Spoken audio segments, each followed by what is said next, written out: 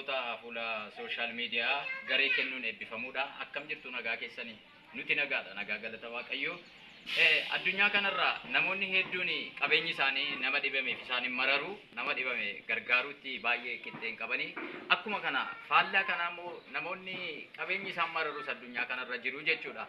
Haa ta'uti rakkoo nama kanaa yeroo darbe akkuma isinii kaafnee fuula social media keenya irratti, Facebook irratti, TikTok irratti isinii maxxansinee turre.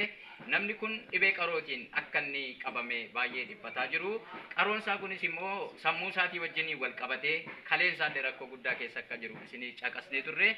Kanumatti fufee haaluma kanaan nama kana rakkoo isaa arganii Abbaa Daawwee yookiin obbo Darajjee Fiqaaduu kan jedhamanii nama kana qarshii 5,000 bukkee dhaabbataniiru.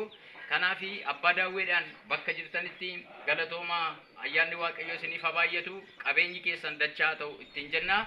Kanaaf imaanaa kana obboleessa keenya Abdiisaa Bukkeetiin yeroo ittiin geenyu ta'a.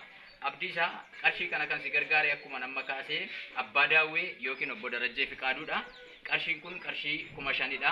Yeroo darbe dhibee kee isanuma maxxansine arganii ittiin ayyaalamu jedhanii qarshii kana sii kennaniiru.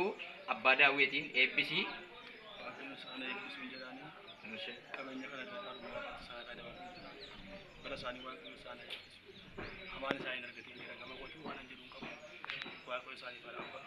Tole ulfaadhu.